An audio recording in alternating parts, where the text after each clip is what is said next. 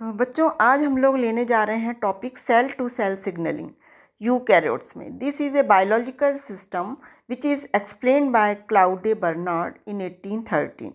This is a system of endocrine gland maintaining homeostasis.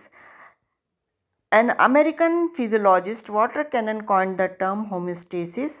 This is a condition that may vary but is relatively constant. What is homeostasis? Homeostasis is maintenance of a constant internal environment within a living organism. जैसा कि आपको दिए गए chart में दिखाया गया है. There are three types of signaling systems. Number one is neuronal signaling. Number two is endocrine signaling and number three is cytokine signaling. Neuronal signaling जो है वो डायग्राम में आपको दिखाया गया है कि न्यूरॉन से किस तरीके से सिग्नल्स पहुंच रहे हैं न्यूरोट्रांसमीटर के द्वारा पोस्ट सिनेप्टिक सेल तक, और ये एक लॉन्ग डिस्टेंस भी कवर कर सकते हैं और काफ़ी रैपिडली ये सिग्नल पहुंचाए जाते हैं. सेकंड है एंडोक्राइन सिग्नलिंग. एंडोक्राइन सिग्नलिंग में जो एंडोक्राइन सेल है ये हार्मोन्स को सिक्रीट करती है. ये एंडोक्राइन हार्मोन्स ब्लड वेसल्स के द्वारा टारगेट सेल तक पहुंचते हैं. Third is the cytokine signalling. Cytokine signalling में दो प्रकार की सिग्नलिंग हो रही है, ऑटोक्राइन यानी कि एक ही सेल में, एंड पैराक्राइन यदि दूसरी सेल भी इसमें इन्वॉल्व होती हैं. इसमें शॉर्ट डिस्टेंस कवर होती है और रैपिडली ये होता है.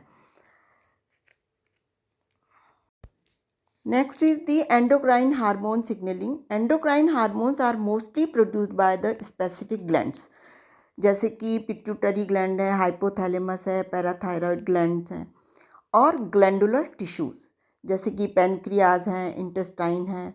यहाँ पर तीन मेजर ग्रुप होते हैं हार्मोन्स के जो काम करते हैं. वो है peptide hormones produced by the intestine which has neurotransmitter like activity.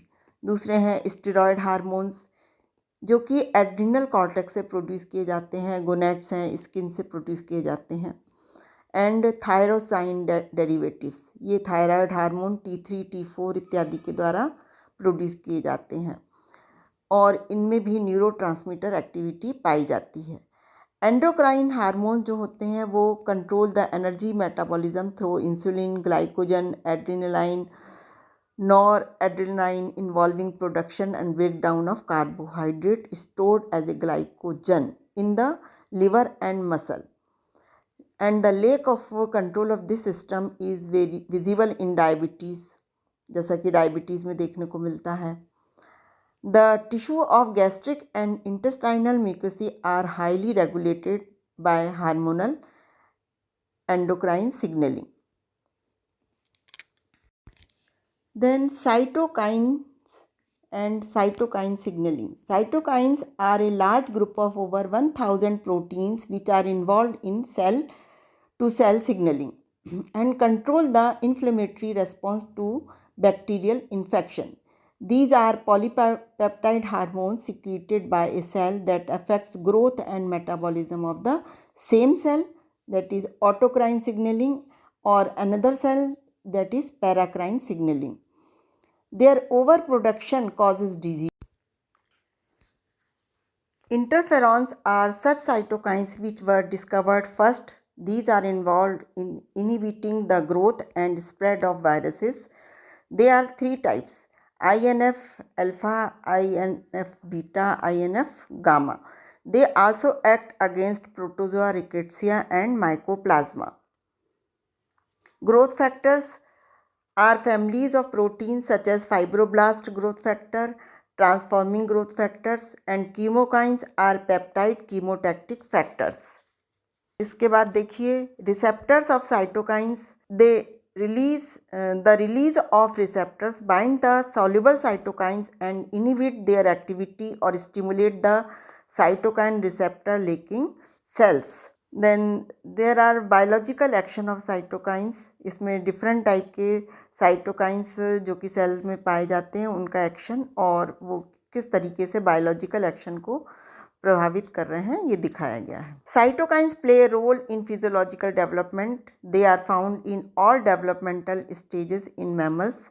On the other hand, cytokine receptors are present on cell membranes and play physiological role. They are portal for vital entry into the cell.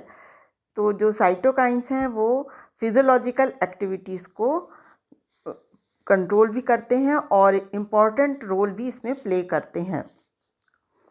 इसके बाद हम आते हैं signal transduction. Signal transduction is the process by which a chemical or physical signal is transmitted through a cell as a series of molecular events.